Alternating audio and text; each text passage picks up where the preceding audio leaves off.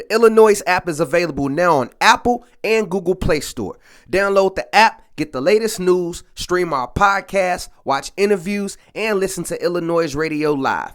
Download the app right now. You're tuned in to Chicago's most valuable online radio show, iLLANOiZE Radio. And as always, we bring you guys some of the illest guests from around the city and globe. And today we got the homie A.M. Early Morning in the building.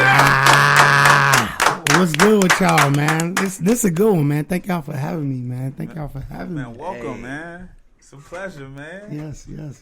So you performed this Thursday at Sub T for iLLANOiZE for the Hayam Kilt joint, man. Yeah, man. Man, how was that experience, man? Oh, it was good, man. It was good. Like, the energy in the room was kind of lit. Wouldn't you say it was kind of lit? Yeah, it was lit.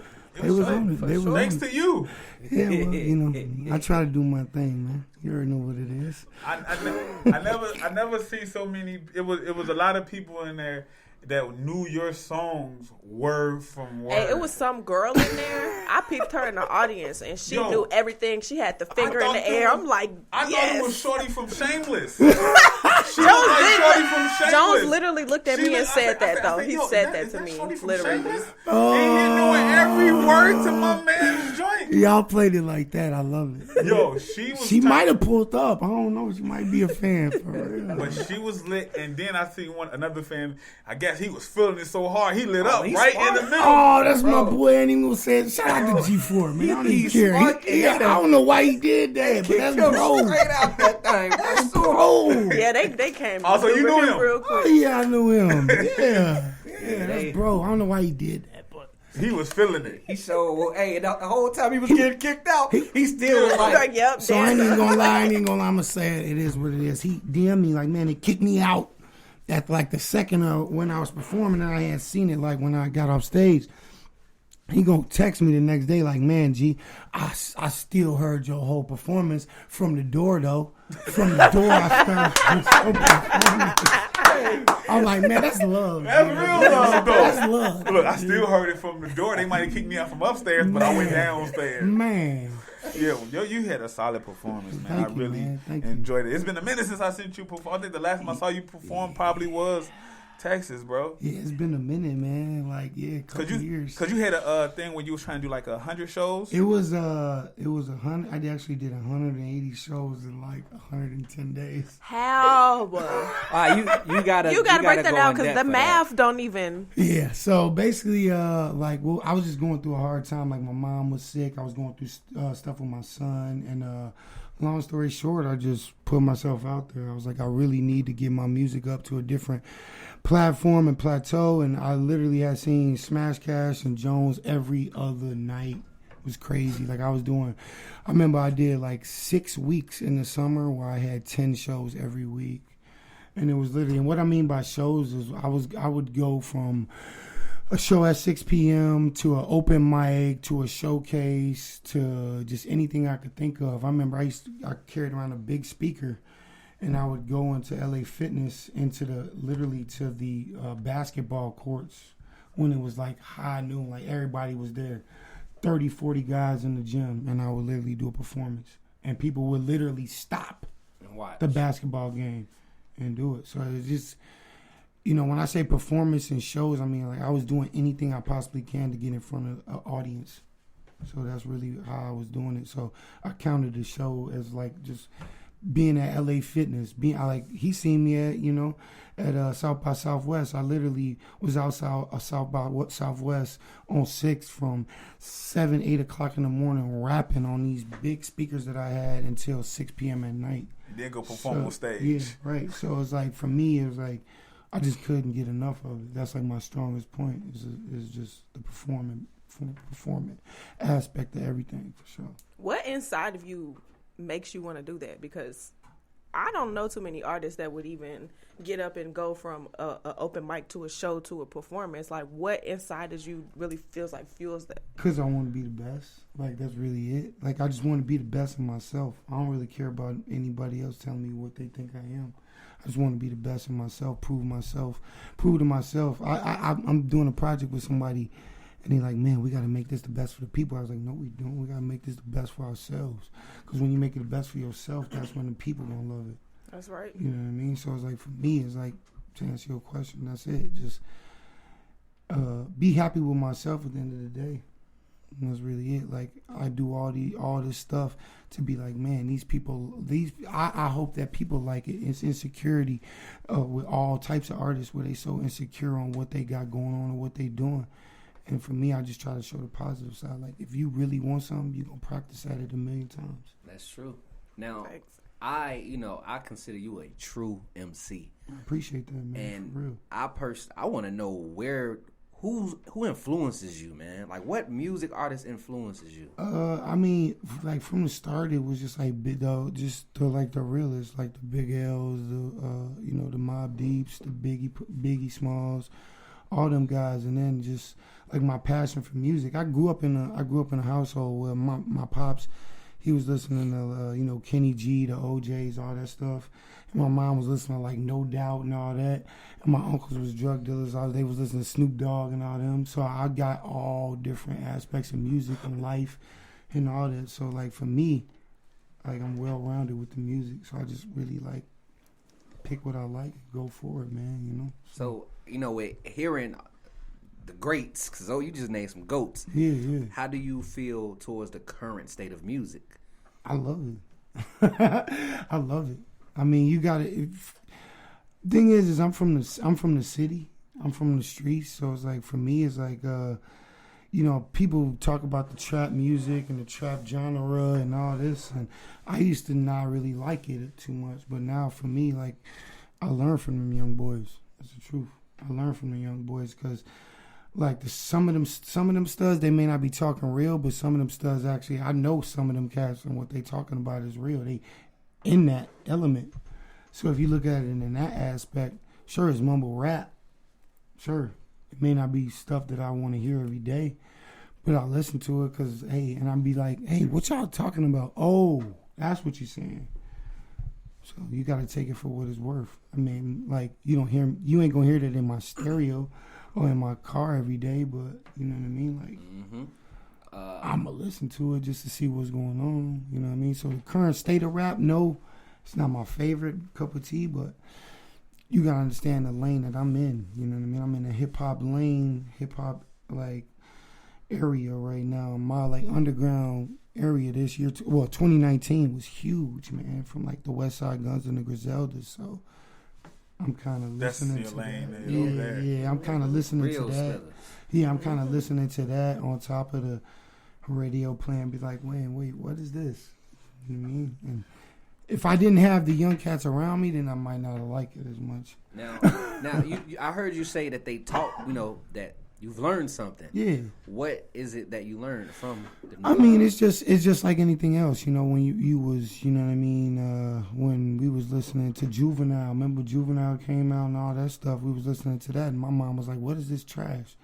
You know what I mean? I think about it back then when your mother was listening to whatever they were listening to, and your grandparents was like, they parents was like, that was trash.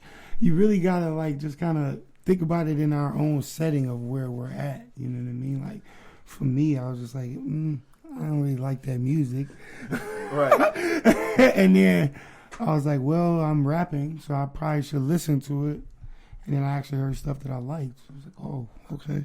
You've been in the game, since I was interning. Like we kind of started off around the same time. That's what's like when I was at Wendy. Yeah, that's what's genuine about all y'all. Like all y'all, like I met, you know what I mean. All y'all kind of at the same time. The music when you started rapping doesn't sound like. What was the sound of Chicago around the time when you started getting into rapping? When I got into rap, you mean I got into listening to rap, or when I got to rap and rap writing? Yeah. I mean, it was the Kendricks, and then it was like G Herbo and all them was really like getting into it and stuff, the little bibbies and all that. So it was real tough for me because I had already been like listening to exactly the type of hip hop music that I was talking about. Right. And then I got into that lane. So I'm like making hip hop that I like, but listening to G Herbo and all them and what was kind of forced on the radio. You know what I mean? So what stopped you from even trying to, I need to sound like this to get on this? Like, what kept you standing on your, you know what I mean? I always stayed in the same lane. That's the difference between me and a lot of artists. I never really jumped. I had like kind of trap songs, but they had lyrics on them. You know what I mean? But I just stayed with what I was doing because at the end of the day, I liked it. You know, and people that was around me liked what I was doing.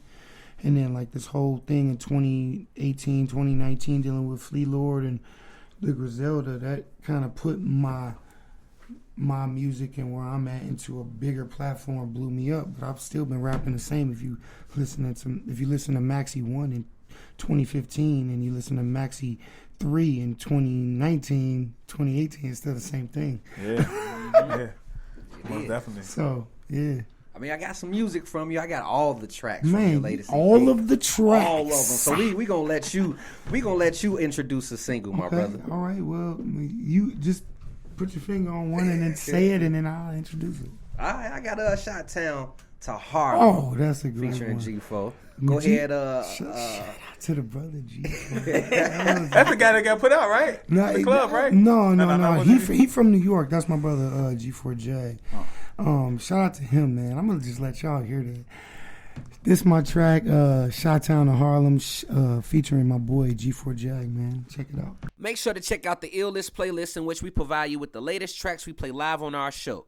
Head over to Spotify and search iLLANOiZE Radio to follow our playlist, as well as follow our podcast. Now let's get back to the show. Welcome back to iLLANOiZE Radio, one of the most dopest, influential radio stations in the city, and the world. Right now, I need everybody to open y'all phones. Make sure y'all download the iLLANOiZE app. Also, make sure you subscribe to us on YouTube. Make sure you subscribe to us on your Apple phones, your Android phones. I don't have an Android phone, but make sure you got it. Make sure your mama got it on her phone. Make sure your granny got it on her Barack Obama phone. You heard? Everybody needs this. You feel me?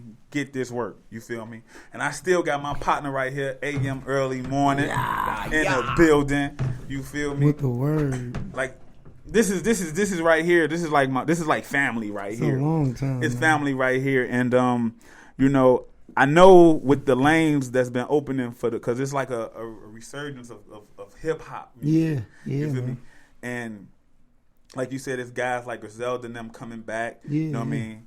And I know they're gonna be here in the city. Yeah, for sure. For sure. And I wanted to know, like, would you be a part of that show? Oh, I'd love to be. You know what I'm saying? If I could get on it, that would be like amazing. You know what I mean? Like some of the people that I've reached out to and all that. You know what I mean? Like I'm just waiting for a response back. That'd be great. You know what I mean? So you know what it is. What's some of the things in the city? Like, what's some of the things that stop artists, that hold artists back in the city?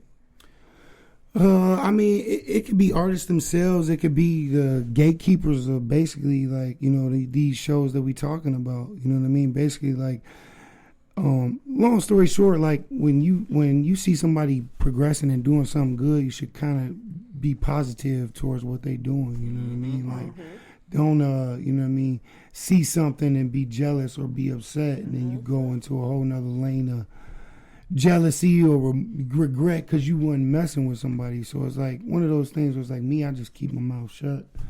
I just, go with the flow, man. I get what I could get, you know what I mean? And I'm humble enough to just be happy where I'm at and just keep going and moving forward, bro. That's really it. Can some of like the jealousy, I guess, take place?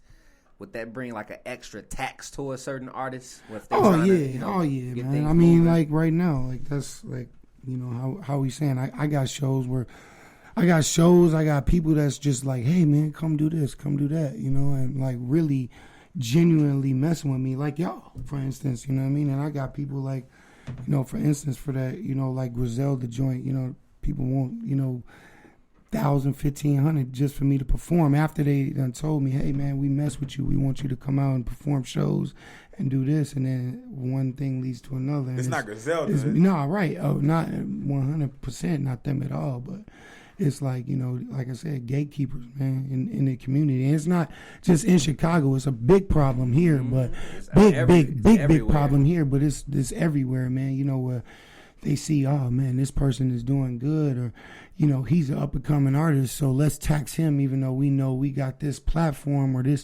these people or this crowd that want to see that certain person or people, they just like, nah, we gonna tax them and just make it harder for them as artists, or just as an art, hard for a person to just get on. So it is what it is. I'm gonna just do my own thing.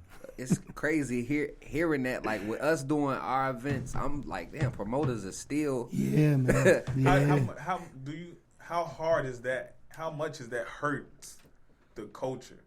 Oh, it's terrible. It's terrible for the culture, especially. I mean, and again, Chicago, we in a city where it's 15,000 crabs in a bucket trying to do the exact same thing I'm doing. You know what I mean? Right. So it's like salute to every single crab in that bucket. You know what I mean? Mm-hmm. But it's also like the people outside of that bucket, they the ones putting them little crumbs in there for just us to just eat just enough. You know what I mean? So it's like, for me, it's like, I just, like I said, stay humble and take what I can. I appreciate y'all, you know what I mean?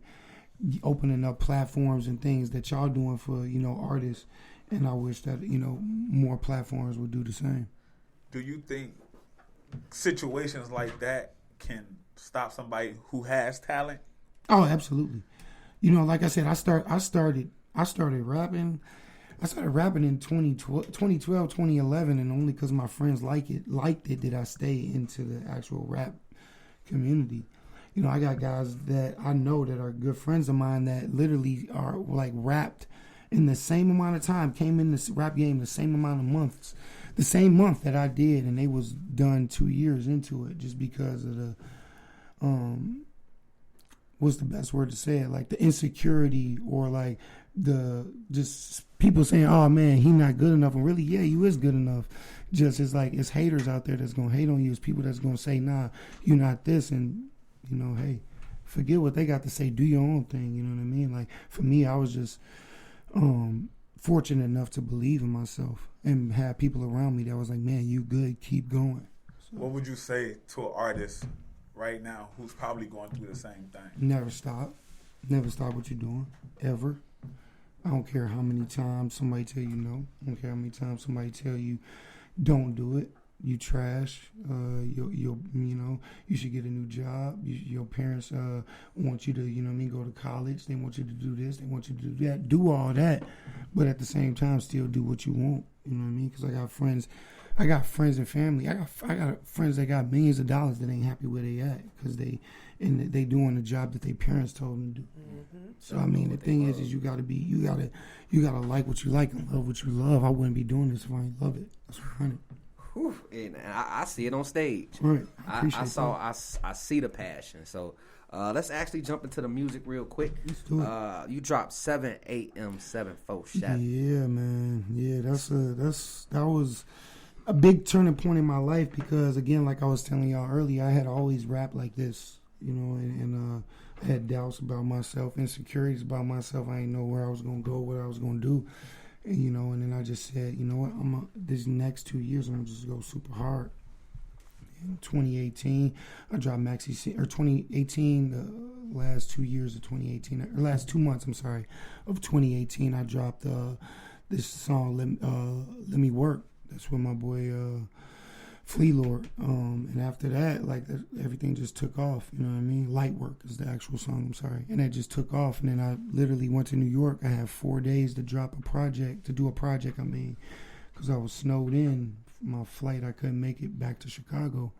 And from that song, I literally worked with him, and we made a project, 7 songs in 4 days, 7 a.m., 7 for 7. That's so that's like the breakdown behind the 7. Yeah. So it was literally like, remember the what was that storm, that freeze that we had last year? The polar vortex. Mm-hmm. So I was in New York, and what happened was the polar vortex had happened. I was supposed to come back Monday, and they told me my flights would be canceled, and that I couldn't get no flight back home until Friday night. So I was literally in New York from Monday night till Friday morning. And I was like, all right, well, we ain't got nothing to do. Flea Lord was like, all right, let's go to the studio. So I picked, out of 64 songs, I picked 7 joints. Okay, wait. I'm sorry. In 4 days, you recorded 64 songs? No, we didn't record. We went through 64 beats. We literally went through 64 beats.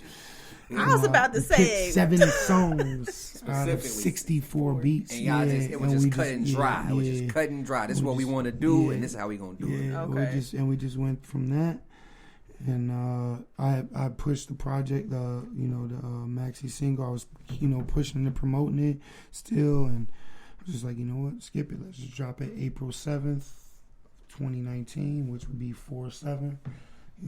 4 days, 7 songs. Check y'all April out. 7th. So he made all these beats from scratch doing that? No, it was from Mr. Castle. Mr. Castle did 6. He did 5 songs. He did 6 songs out of the whole project, but one of them were co-produced, and then the other song that was on the project was strictly made by the co-producer. So it was Mr. Castle and my boy Big French that pretty much primarily made the cut. Okay. And where can people find this project at, my brother? Just go to amearlymorning.com. That's where you can find my merchandise, my vinyl, my music, and everything about me. You know what I'm saying? Do you have any upcoming events? Yeah, I got a bunch of stuff. I got one on the 7th with Shibuya Tyson. Shout out to them. I got one on the 21st with Neek, February 21st with Neek.